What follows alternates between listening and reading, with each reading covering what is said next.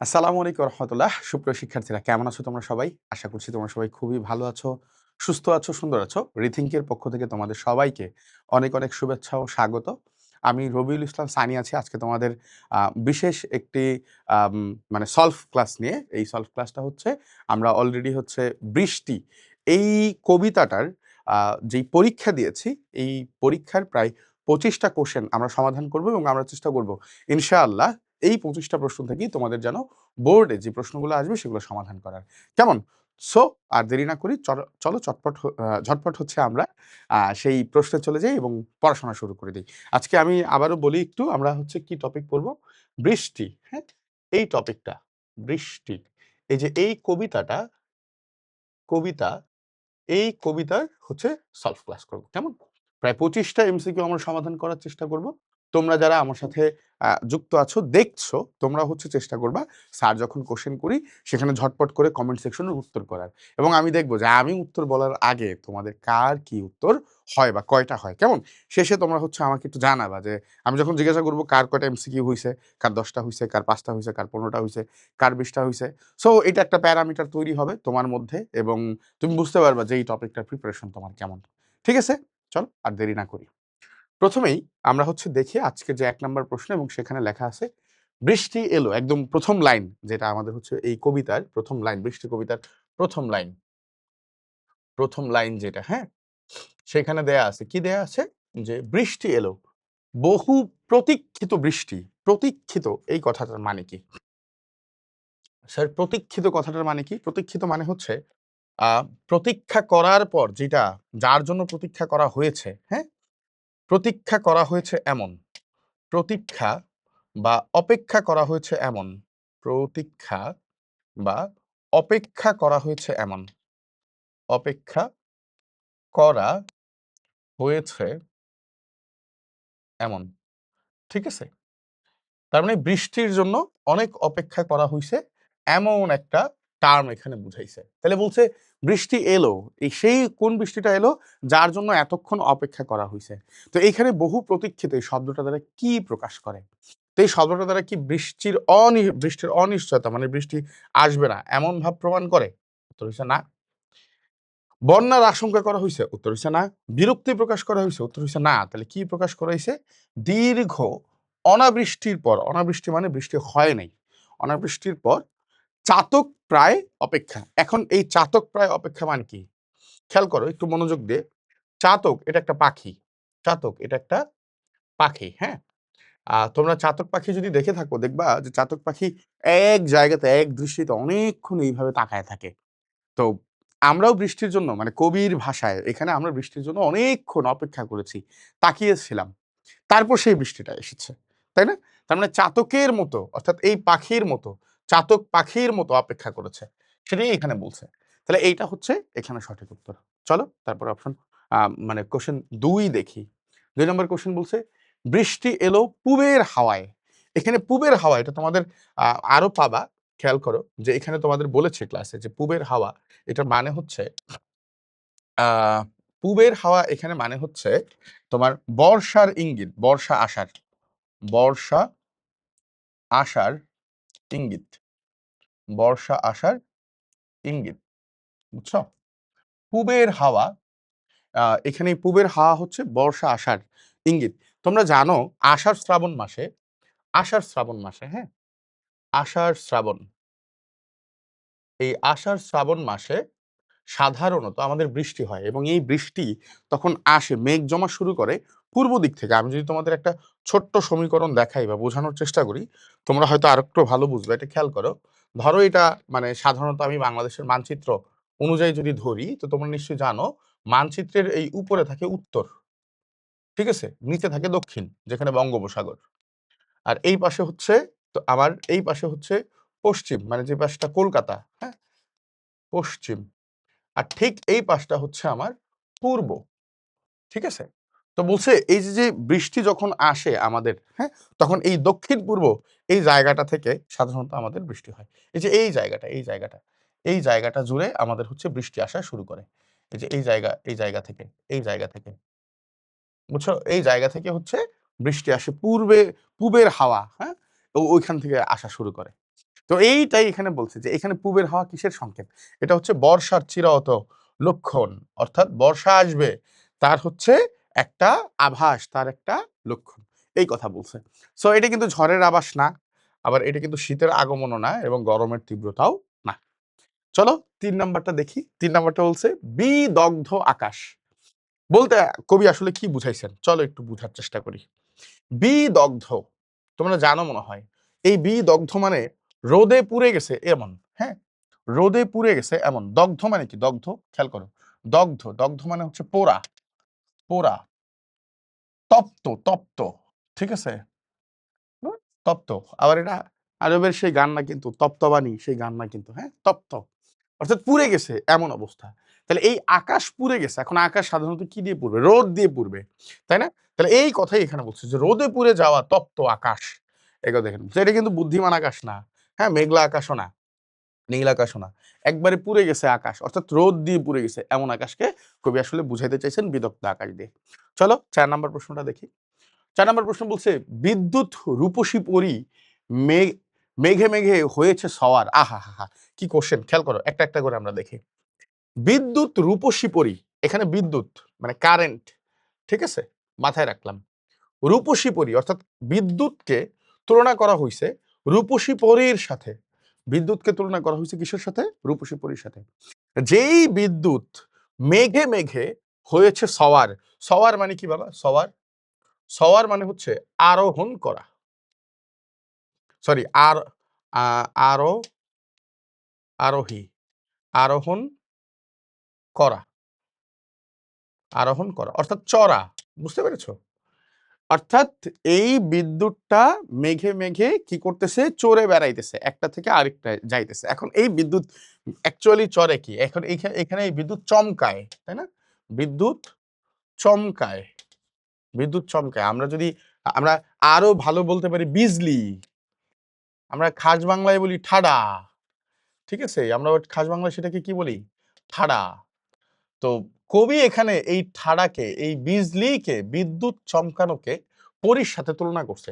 যেই পরী এক মেঘ থেকে আরেক মেঘে চড়ে বেড়ায়, লাফায় বেড়ায়, আরোহণ করে বেড়ায়, ঠিক আছে। এখন বলছে যে এই যে তুলনা করছে, বিদ্যুৎকে এই যে পরীর সাথে যে তুলনা করছে, এই তুলনাটা অলংকারের ভাষায় কি? মানে অলংকারের ভাষায় এটা কি? এইটা একটু শেখার ব্যাপার আছে, ইন্টারেস্টিং পার্ট আছে। এখন প্রশ্ন হচ্ছে, স্যার এই অলংকার কি? বাক্যে এরকম তুলনা করার ক্ষেত্রে বিভিন্ন অলংকার ব্যবহার করা হয়। তো এরকমই অলংকার এই যে এখানে যে ৪টা দেখতে পাইছো, হ্যাঁ, তো চলো আমরা হচ্ছে এই ৪টা জিনিস কোনটা কি সেটা একটু এক্সপ্লেইন করি, তাহলে তোমাদের বুঝতে সুবিধা হবে। অনুপ্রাস কি জিনিস? অলংকারের ক্ষেত্রে অনুপ্রাস জিনিসটা কি? অনুপ্রাস জিনিসটা হচ্ছে একই, ভালো করে বুঝো, একই বর্ণ বারবার বারবার যে যদি একটা বাক্যে ব্যবহার করা হয়, সেটাকে বলা হবে, কানে শুনতে ভালো শোনার জন্য একই শব্দ বারবার ব্যবহার করা হলে সেটা হবে অনুপ্রাস। যেমন যেমন ধরো, তুমি দেখবা ছোটবেলায় এরকম একটা লাইন আছে, দেখি তোমরা এটা পারো কিনা। হ্যাঁ, পাখি পাকা পেঁপে খায়, পাখি পাকা পেঁপে খায়। এখন এই বাক্যে তুমি ইন্টারেস্টিং জিনিসটা দেখো, এই বাক্যে এই যে পাখি, এই যে পাকা এই যে পেঁপে, অর্থাৎ কানে শোনার জন্য একই ঝংকার ধ্বনি, একই বর্ণ বারবার ব্যবহার করে কেবল হইছে অনুপ্রাস। এরকম আরো আছে, দেখবা একটা আছে, আমার স্যার ছোটবেলায় বলতেন ক্লাসে এসে, চাচায় চা চায়, চাচি চা চায়, চাচায়, খেয়াল করো, চাচায় চা চায়, বুঝছো, আর চাচি চা চায়, চাচি চা চায়, চাচায় চা চায়, চাচি চেঁচায়, বুঝছো? তাহলে এখন দেখো, এই জায়গাতে তুমি সবগুলা বর্ণ একটু খেয়াল করো, এখন সবগুলা চ দিয়ে ঝংকার ধ্বনি আছে, চ চ চ ট চ চ চ, অর্থাৎ চাচা যখন হচ্ছে, আঙ্কেল যখন চা খাইতে চায়, তখন হচ্ছে আন্টি কি করে? চিৎকার চেঁচামেচি, এত বারবার চা তোমার দিতে পারবো? তো এই যে এইটাকেই বলা হয়েছে অলংকারের হচ্ছে অনুপ্রাস। এখন প্রশ্ন হচ্ছে রূপক বা উপমা কি? এই যে তুলনা করে না, এটাই হচ্ছে রূপক বা উপমা। এই যে তুলনা, এক রূপের আড়ালে, এক রূপের আড়ালে আরেকটাকে দিয়ে বোঝানোকেই, হ্যাঁ, রূপক বা উপমা। এক রূপের আড়ালে আরেকটা তুলনা বুঝাইলে, এক রূপের আড়ালে রূপের আড়ালে অন্যটা বুঝালে, অন্যটা বুঝালে সেক্ষেত্রে সেক্ষেত্রে মাঝে মাঝে সেক্ষেত্রে অনেক সময় এটার মধ্যে মতো, তারপর হচ্ছে আম, তারপর ন্যায়, এগুলা থাকতে পারে, বুঝছো? এগুলা থাকে। এখন এখানে নাই, সমস্যা নাই, অর্থাৎ এখানে বিদ্যুৎটাকে রূপসী পরীর সাথে তুলনা করছে, সেই ক্ষেত্রে এটা ব্যবহার হচ্ছে। এখন প্রশ্ন হচ্ছে স্যার, ইয়ে কি জিনিস, শ্লেষ কি জিনিস? শ্লেষ হইছে এক ধরনের বিদ্রূপ, হাস্যরস, বিদ্রূপ বা হাস্যরস, হাস্যরস। সেক্ষেত্রে হাস্যরস ব্যাপারটা কি, তুলনা করার ক্ষেত্রে মাঝে মাঝে হচ্ছে মকারি করা, জোকস বলা, একটা আরে মানে ঠ্যাস মেরে বলা। আমরা অনেক সময় বলি যে এখানে হচ্ছে বিদ্রূপ করছে সে, যেমন হচ্ছে বলছে কেমন যে হচ্ছে বাংলাদেশের রাজনীতি অত্যন্ত ভালো। ধরো আমি তোমার বললাম বাংলাদেশের রাজনীতি অত্যন্ত ভালো, এই যে খোসা মেরে বললাম, ঠ্যাস মারলাম, দ্যাটস মিন আমি হচ্ছে এখানে শ্লেষ করলাম, বিদ্রূপ করলাম, বুঝছো? এখন আদৌ কি বাংলাদেশের রাজনীতি অনেক ভালো? আমরা যদি বলি যে ফুটপাতের খাবার অত্যন্ত স্বাস্থ্যকর, তোমাদের রেগুলার খাওয়া উচিত, তাহলে এখানে কি করছি, বিদ্রূপ করছি, শ্লেষ করছি, সেটা হচ্ছে এইটা শ্লেষ। আর যমক কি জিনিস? যমক হচ্ছে দুটো একই শব্দ থাকবে কিন্তু একটা আরেকটা হচ্ছে আলাদা অর্থ দিবে। দুটো একই শব্দ থাকবে কিন্তু দুটা হচ্ছে দুই রকমের অর্থ দিবে, ঠিক আছে? হ্যাঁ, আমি যদি বলি যে হচ্ছে কেমন বললাম, ধরো হচ্ছে বললাম চোখের জল, ধরো আখি জল মুছে গেল, আখি জল, আখি জল মুছে গেল, মুছে গেল, মুছে গেল, আখি জল মুছে গেল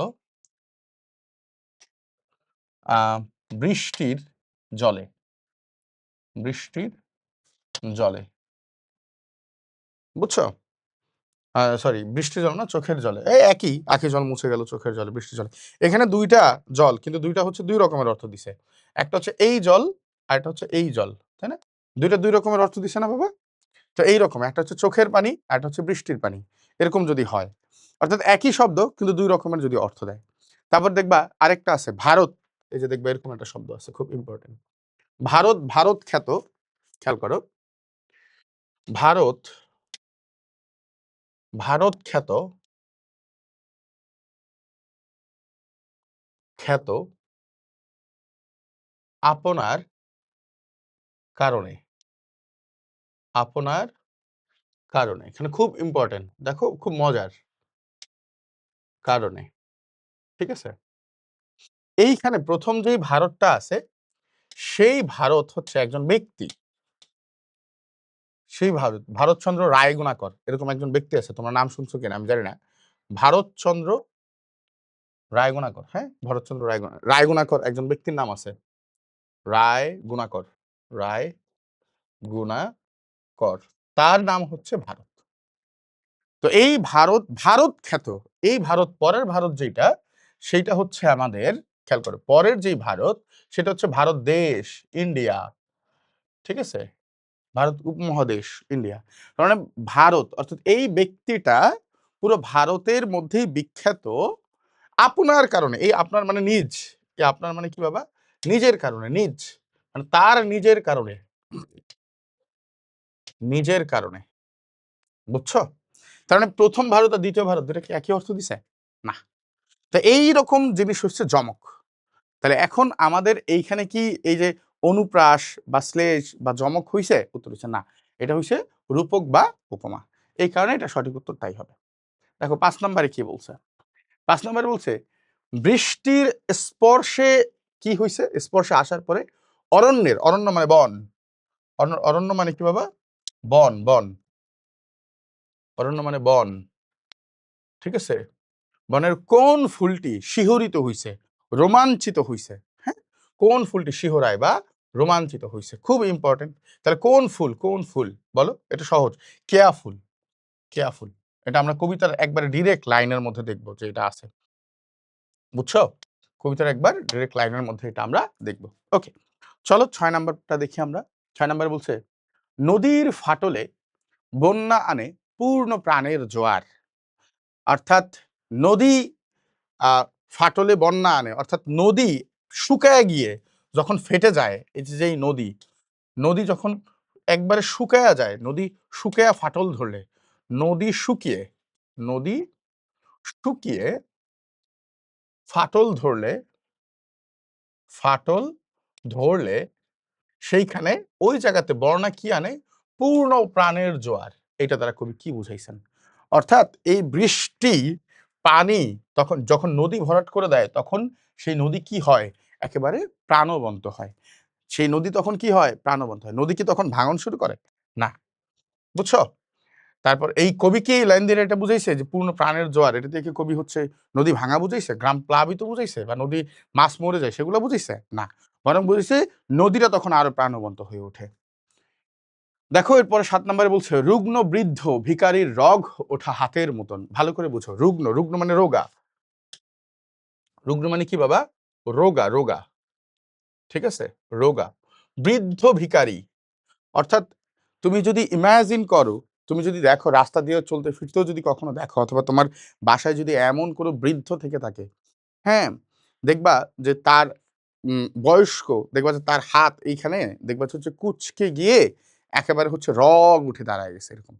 রগ এরকম দেখবা দাঁড়ায় গেছে। হ্যাঁ? তো দেখবা যে সেই জায়গার বলছে যে এমন ভিখারি যখন হয়, যে সেটা যদি রাস্তার ভিখারি হয়, জীর্ণ শীর্ণ এক ধরনের রুগ্ন রোগা ভিখারি, দেখবা তপ্ত যখন অনেক গরম, তখন এরকম হাত তুলে আল্লাহর কাছে কয়, আল্লাহ একটু বৃষ্টি দাও, একটু পানি দাও। অর্থাৎ তার আকুতি মিনতি দেখো কেমন, তাই না? সে বলছে এই রগ ওঠা হাতের মতন। এখন এই উপমাটা সে কোন ক্ষেত্রে ব্যবহার করছে? এই উপমাটা ব্যবহার করছে হচ্ছে রুক্ষ মাঠের ক্ষেত্রে। কবিতার লাইনে সরাসরি আছে। কবিতার লাইনে সরাসরি আছে যে সেই এরপরে রুক্ষ হাতে রুক্ষ মাঠ আকাশের যেন হচ্ছে বর্জন সুরে, এরকম একটা লাইন আছে দেখবা। এরপর ৭ নম্বর, ৮ নম্বরে দেখো কি আছে। তৃষা তপ্ত মন কোথায় পাড়ি দিতে চায়? দেখো তৃষা তপ্ত মন মানে কি? তৃষ্ণার্ত মন, তৃষ্ণায় আর্ত। ঠিক আছে? পিপাসিত মন, পিপাসিত মন, পিপাসিত মন, পিপাসিত মন। ঠিকই আছে। পিপাসিত, পিপাসিত মন। বুঝছো? আরো স্পেসিফিক করলে তৃষ্ণার্ত মন, তৃষ্ণার্ত, তৃষ্ণার্ত মন কোথায় পাড়ি দিতে চায়? তৃষাতপ্ত মন, হ্যাঁ? তৃষ্ণায় আর্ত মন, কাতর, তৃষ্ণায় কাতর হয়ে গেছে, পিপাসায় কাতর হয়ে গেছে, এমন মন কোথায় পাড়ি দিতে চায়? দেখবা যে সেখানে কবিতায় লেখা আছে শেষের দিকে যে বহু পথ এবং বন্ধুর প্রান্তর। এই বন্ধুর মানে কি?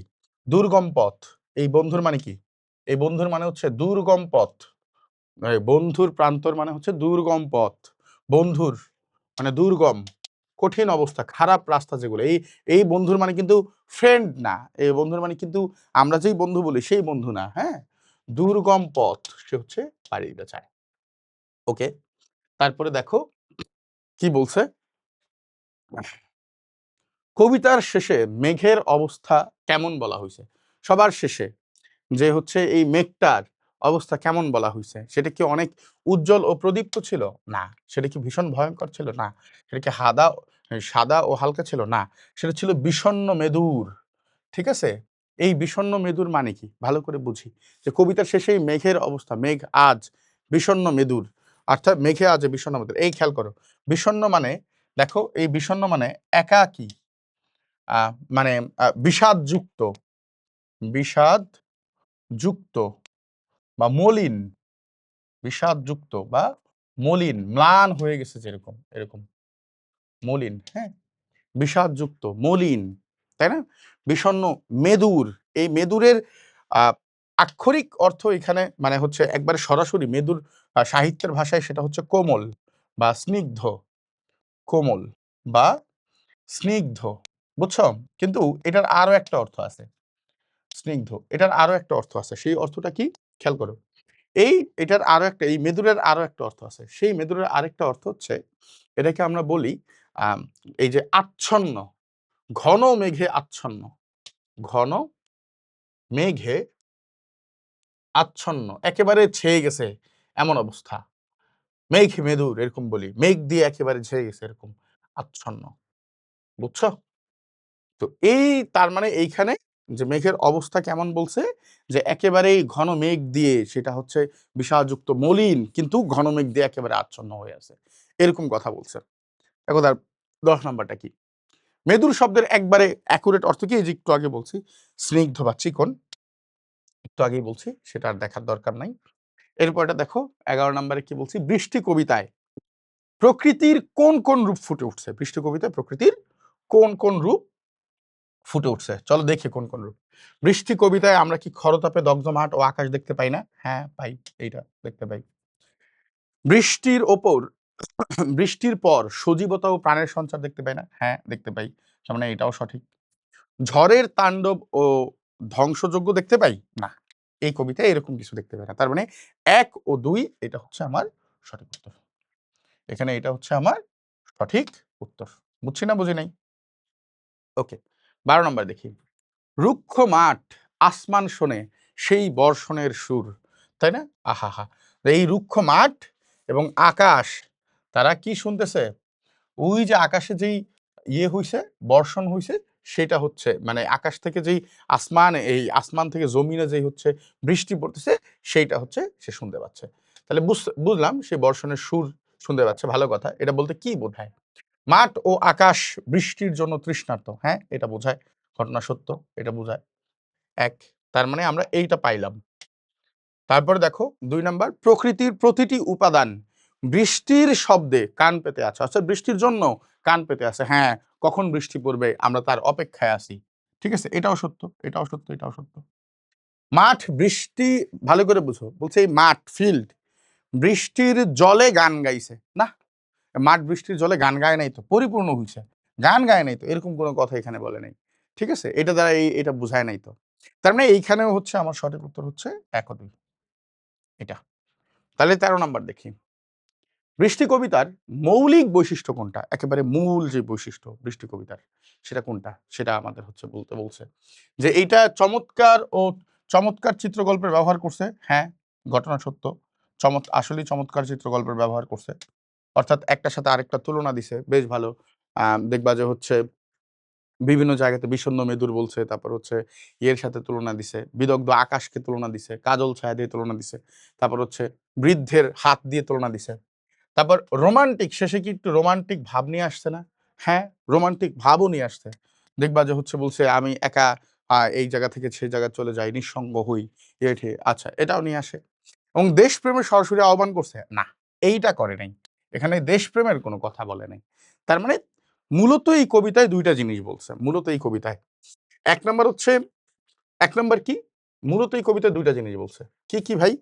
1 নাম্বার হচ্ছে যে বর্ষাকালের বা বৃষ্টির যেই বৃষ্টির স্বাভাবিক বৈশিষ্ট্য, স্বাভাবিক বৈশিষ্ট্য প্রকাশ করছে। বৃষ্টি বা বর্ষার স্বাভাবিক বৈশিষ্ট্য, অর্থাৎ প্রকৃতির যেই বৈশিষ্ট্য, বৃষ্টি এলে প্রকৃতির অবস্থা কি হয় সেটা বুঝাইছে। 2 নাম্বার, প্রকৃতির পরিবর্তনের ফলে মানব মনের হচ্ছে যেই পরিবর্তন হয়, প্রকৃতির পরিবর্তনের ফলে, প্রকৃতির পরিবর্তনের ফলে, বর্তনের ফলে মানব মনের, মানব মনের, মানব মনের পার্থক্য, মানে মানব মনেরও যে পরিবর্তন, মানব মনেরও যে পরিবর্তন, যে পরিবর্তন হয় সেটা প্রকাশ পাইবে। বুঝছো? এই হচ্ছে এইখানের এই 2টা। তো যাই হোক, তার মানে এখানে দেশপ্রেম এগুলা কিন্তু নাই, এই 2টা বিষয় বুঝাই যায়। তার মানে এখানের উত্তর হচ্ছে 1 ও 2, এটা। ওকে, 14 নাম্বার দেখি। বৃষ্টি কবিতায় কবির ব্যক্তিগত অনুভূতির কোন দিকটা প্রকাশ পাইছে? মানে ব্যক্তিগত, বৃষ্টি কবিতায় দেখো ভালো করে বোঝো, বৃষ্টি কবিতায় কবির ব্যক্তিগত অনুভূতির কোন দিকটি প্রকাশ পাইছে? কবির ব্যক্তিগত অনুভূতির কোন দিকটা প্রকাশ পাইছে? এই যে প্রকৃতি, একটু আগে তোমার এটা বলতেছিলাম, প্রকৃতি পরিবর্তনের সাথে মানুষের মনেও হচ্ছে পরিবর্তন হয়, একাত্মতা, এইটা এখানে প্রকাশ পেয়েছে না ব্যক্তিগত, অর্থাৎ কবি নিজে তার মনের মধ্যে কি প্রকাশ পেয়েছে। সে কি কৃষক ছিল নাকি? সেই কৃষকের দুঃখেই কবিতা ফুটায় উঠছে? সে কি বৃষ্টির উপরে বৈজ্ঞানিক বিশ্লেষণ করছে? সে কি মেঘ দেখে ভয় পাইছে? না, সে বুঝাতে চাইছে প্রকৃতির পরিবর্তনের সাথে মানুষের মনও নিঃসঙ্গ হইতে চায়, পরিবর্তন হইতে চায়, উচ্ছ্বাসিত হয়, সবকিছুই হয়। দেখো এরপরটা কি বলছে, 15 নাম্বার, রৌদ্র দগ্ধ ধান ক্ষেত আজ তার স্পর্শ পেতে চায়। কার স্পর্শ? বৃষ্টির স্পর্শ পাইতে চায়। হ্যাঁ, রৌদ্র দগ্ধ, রৌদ্র মানে রোদ, দগ্ধ মানে হচ্ছে পোড়া। রোদে পোড়া ধান ক্ষেত একবারে ফেটে চৌচির হয়ে যায় না? রৌদ্রে পোড়া ধান ক্ষেত কেমন হয়? একবারে ফেটে চৌচির হয়। এইটা আজ তার স্পর্শ পাইতে চায়। তার বলতে কার? বৃষ্টির। এই তার বলতে কার? বৃষ্টির, তাই না? বৃষ্টির স্পর্শ পাইতে চায়। এখানে স্পর্শ বলতে, ছোঁয়া বলতে কি বোঝানো হয়েছে? এখানে যে কি পাইতে চায়? বৃষ্টির শীতল ধারা সে পাইতে চায়। সে কি কৃষকের হাতে ছোঁয়া পাইতে চায়? হ্যাঁ, রৌদ্রদগ্ধ ধান ক্ষেত, যে একটু কৃষক আমার মাথায় হাত বুলায় দাও, না। সূর্যের উত্তাপ অলরেডি পাইতে আছে, শেষ, চৌচির দিতেছে, এটাও পাইতে চায় না। বাতাসের ঝাপটা না, সে মূলত বৃষ্টির শীতল ধারা পাইতে চায়। 16 নম্বর দেখো প্রশ্নটা বলছে, কাজল ছায়া শব্দবর্ণটি কিসের ইঙ্গিত দেয়? চমৎকার কোশ্চেন, চমৎকার কোশ্চেন। সাধারণত কাজল ছায়া এটা কি অন্ধকারকে নির্দেশ করে। কোনটাকে নির্দেশ করে বাবা? অন্ধকারকে নির্দেশ করে। বুঝছো? ভালো করে দেখো, কাজল ছায়াটা অন্ধকারকে নির্দেশ করে। অন্ধকার। এখন এই অন্ধকার কখন হয়? যখন মেঘ জমা হয়, কালো মেঘ, ঘন মেঘ জমা হয় তখন। দেখো এখানে তাহলে কি এদিকে রাতের আধারকে না, বৃষ্টিবাহী ঘন কালো মেঘ, ইয়েস, এটাকে মিন করে। গাছের ঘন ছায়া, চোখের স্বাদ, এখানে এই কবিতায় এইগুলা বুঝায় নাই, বরং এইটা কি বুঝাইছে? বৃষ্টিবাহী ঘন কালো মেঘ। তারপরটা দেখো 17 নম্বর, পদ্মা মেঘনার দুপাশে আবাদি গ্রামে বলতে কবি কোন জনপদকে বুঝাইছেন? বলছে পদ্মা এবং মেঘনা এই দুই পাশে, ভালো করে বুঝো, এই দুটা কি? এই দুটা কি নদী না বাবা? বাংলাদেশের প্রধান দুই নদী না? প্রধান দুটি নদী, দুটি নদী না এই দুটা? তাহলে এই দুইটা পদ্মা এবং মেঘনার দুই পাশে যেই আবাদি গ্রামগুলো আছে, যেখানে মানুষজন আছে, যেখানে আবাদ করা হয়, এটা বলতে কি বুঝাইছে? তার মানে নদীমাতৃক পলিগঠিত গ্রাম বাংলা, তাই না? পাহাড়ি অঞ্চল, মরুভূমি, শিল্প এলাকা না, বরং হচ্ছে এমন গ্রাম বাংলা যারা এই নদীকে কেন্দ্র করে বেঁচে আছে, তাদেরকে ইন্ডিকেট করছে। তাহলে এখানে সেটাই বুঝাইছে। 17 নম্বর। 18 নম্বর দেখো, দিগন্তের পথে অপরূপ আভা। আভা, এই আভা মানে কি? আলো। আভা মানে কি? আলো, আলো। দেখো তুমি ঠিক মনে করে দেখো, এই লাইনের ঠিক আগের লাইনই বলছে, ওই যে বিদ্যুৎ, হ্যাঁ, রূপসী পরী, অর্থাৎ বিদ্যুৎ যে চমকায়, বিজলি ধারা যে হচ্ছে চমকাচ্ছে, একটা থেকে আরেক জায়গায় যাচ্ছে, সে কি ছড়ায় পথে প্রান্তরে? সে কি ছড়ায়? আলো ছড়ায় না, আভা ছড়ায় না? সেই কথা বলছে যে দিগন্তের পথে, হ্যাঁ, একেবারে আমি যত দূরে তাকাই, সেই দূরে মনে হয় এরকম ঝিং করে একটা হচ্ছে ঠাড়া পড়তেছে, এবং সেটা পরে এরকম কি বিজলি ছড়ায়, আলো ছড়ায় দিগন্তের পথে। অপরূপ আভা, এই অপরূপ আভাটা কিসের? বিদ্যুৎ চমকের, তাই না? বিদ্যুৎ যে চমকায় সেইটার হচ্ছে এই অপরূপ আভা। ওকে, 19 নাম্বারটা দেখো কি বলছে, বন্ধুর প্রান্তর, অলরেডি বলছি দুর্গম পথ, হুম, ভীষণ কঠিন পথ, অসমতল পথ, দুর্গম। বন্ধুর মানে হচ্ছে বাধা প্রাপ্ত হয়েছে যে উঁচু নিচু পথ, উঁচু নিচু, ভালো করে বুঝো, উঁচু নিচু, উঁচু নিচু, যেই পথটা সহজ না, হ্যাঁ, যে পথটা এরকম কঠিন, যেই পথটা এরকম কঠিন, যে পথ এরকম এরকম এরকম এরকম কাঁটাযুক্ত পথ, এই পথকে বলা হয়েছে বন্ধুর প্রান্তর, অর্থাৎ অসমতল বা দুর্গম মাঠ। ওকে, ঠিক আছে, চলো তারপরটা দেখি। 20 নম্বর, বৃষ্টির সুরকে কেন মুক্তির সুর বলা যাইতে পারে? খুব ইম্পর্টেন্ট। অর্থাৎ বৃষ্টিও হইছে, এই বৃষ্টির সুরকে, এই যে বৃষ্টি হইল, বৃষ্টি যে গান গাচ্ছে, এইটাকে আমি মুক্তির সুর বলতে পারি কিনা? যদি বলি কেন? বৃষ্টি আসায় আমরা কি থেকে মুক্ত পাইছি? গরম থেকে মুক্ত পাইছি, রোদ থেকে বাঁচছি, তাই না? তার মানে এইটা মুক্তি দিছে, বৃষ্টি আমাদের মুক্তি দিছে। কি থেকে মুক্তি দিছে? বৃষ্টি মানুষকে কি জেল থেকে মুক্তি দেয়? না। এটা খুব জোরে শব্দ করে হেল্লিগা? না। বৃষ্টির সময় পড়াশোনা করতে হয় না হেল্লিগা? না। এইটা হচ্ছে আমাদের কোত্থেকে বাঁচাইছে? রোদের দাবদাহ থেকে প্রকৃতি, গরম থেকে হচ্ছে আমাদের এই প্রকৃতিকে মুক্তি দেয়, শুষ্কতা থেকে মুক্তি দেয়। এই কারণে বৃষ্টিকে মুক্তির সুর বলা যেতে পারে। কেন বলা যেতে পারে? এই কারণেই বলা যেতে পারে। আমি কি বুঝাতে পারছি? ওকে, দেখো 21 নম্বর প্রশ্ন কি বলছে। কবি ফররুখ আহমেদের কবিতার প্রধান বৈশিষ্ট্য কি? খেয়াল করো, কবি ফররুখ আহমেদ, মনোযোগ দিয়ে, হ্যাঁ, আদর্শিক কবি, রোমান্টিক এবং আদর্শিক কবি, রোমান্টিক এবং আদর্শিক কবি, আদর্শিক। এখন প্রশ্ন হচ্ছে, তিনি কোন আদর্শকে ধারণ করে হচ্ছে লেখেন? তিনি ইসলামী ভাবধারাকে ইসলামী আদর্শকে আদর্শকে মেনে নিয়ে তিনি হচ্ছে লেখেন। এখন এই জিনিসের একটাও কিন্তু এখানে নাই। তার লেখার মধ্যে প্রধান আরেকটা বৈশিষ্ট্য আছে, সেটা হচ্ছে তিনি আধুনিক যে ছন্দ এবং যে সার্থক ঠিকঠাক যে উপমা সেটা সে ব্যবহার করতে পারে। বুঝছো? তিনি আধুনিক ছন্দ এবং সার্থক উপমা ঠিকঠাক ভাবে সফল উপমা তুলনার ক্ষেত্রে দেখো না এই যে কি সুন্দর করে হচ্ছে সে তুলনা দিছে কোনটার সাথে কোনটা কি মিলে, এভাবে হচ্ছে সে তুলনা দিয়ে বলছে। ওকে, তাহলে এটাই হচ্ছে তার অন্যতম প্রধান বৈশিষ্ট্য। তারপরে দেখো 22 নাম্বার কি বলছে, কবিতার শেষে বিষণ্ণ মেদুর মেঘ কিসের প্রতীক? এই যে একটু আগে এটা অলরেডি আমরা পড়ছি, তারপরে এখানে আবার আসছে, একটু বলো তো এই যে বিষণ্ণ মেদুর মেঘ এটা কিসের প্রতীক? আমাদের বলছে একাকিত্ব, রোমান্টিক বিষণ্ণতা, তাই না? এই একাকিত্ব এবং রোমান্টিক এই জিনিসটাকে এটা আইডেন্টিফাই করে। একা, বিষণ্ণ, একা, বিষাদময়, তাই না? নিঃসঙ্গ, নির্জন, দেখবে এরকম লাইন আছে। তো ওখানে এবং একই সাথে রোমান্টিক এই জিনিসটাকে এই বিষণ্ণ মেদুর সেটা স্নিগ্ধ কোমল, তাই না? মেদুর মানে আমি তোমাদের অলরেডি বলছি সেই জিনিসটাকে হচ্ছে সে বোঝাইছে। ওকে, দেখো 23 নাম্বার কি বলছে, বৃষ্টি কবিতার সামগ্রিক আবেদন কেমন? মানে পুরো কবিতাটাকে আমি হচ্ছে কিভাবে ভাবতে পারি, এটা কি নৈরাশ্যবাদী, এটা কি আমাদের হতাশ করে? নৈরাশ্য মানে হচ্ছে হতাশ করা। এটা কি রাজনৈতিক কবিতা? এটা কি কোনো হাসি ঠাট্টার কবিতা? না, এটা একটা আশাবাদী, অর্থাৎ বৃষ্টি আসবে এবং জীবনমুখী, আমাদের জীবনের সাথে রিলেভেন্ট। একসময় বৃষ্টি আসবে এবং আমরা যেই আম প্রাণোচ্ছল সেটা হয়ে উঠবো, হ্যাঁ? উচ্ছল হয়ে উঠবো, প্রাণবন্ত হয়ে উঠবো, তাই না? আমাদের যে বর্তমান সময় তার থেকে আমরা উত্তরণ ঘটাতে পারবো। দুঃখ একসময় অবসান ঘটে আমরা ভালো সময়ে উতরাইতে পারবো।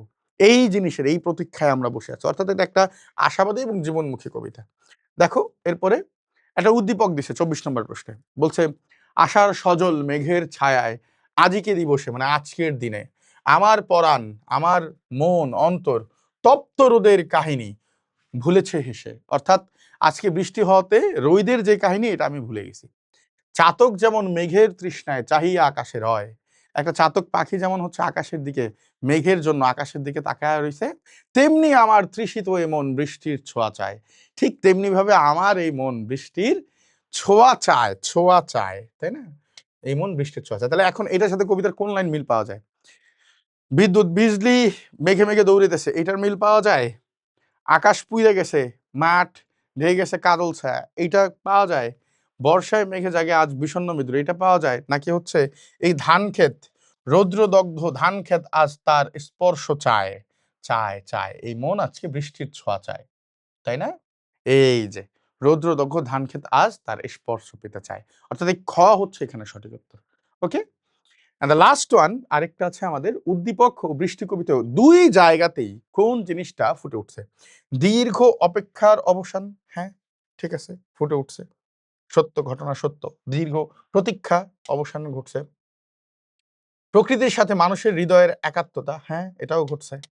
বৃষ্টির ধ্বংসাত্মক রূপ, বৃষ্টি আইসে একের সব ফাটায় ফেলেছে ভাসায় লেছে, এগুলা না, এইটা প্রকাশ পায় নাই। দ্যাটস মিন 1 এবং 2 এই দুইটা হচ্ছে আমাদের এখানে প্রমাণ পাইছে, ঠিক আছে, প্রকাশ হয়েছে। সুতরাং আমরা 25টা এমসিকিউ মোটামুটি সমাধান করতে পারছি। তোমাদের সবাইকে অনেক অনেক ধন্যবাদ রিথিঙ্কের সাথে থাকার জন্য। আমাদের সাথে থাকো ইনশাআল্লাহ। তোমাদের এরপরে কোন টপিকে সমস্যা আছে এটা আমাদের জানাও, শীঘ্রই হচ্ছে সেই সমস্যার সমাধান নিয়ে আমি তোমাদের রবিউল ইসলাম সানি ভাইয়া তোমাদের সামনে হাজির হব। সে পর্যন্ত ভালো থাকো, সুস্থ থাকো, সুন্দর থাকো এবং রিথিঙ্কের সাথেই থাকো। আসসালামু আলাইকুম।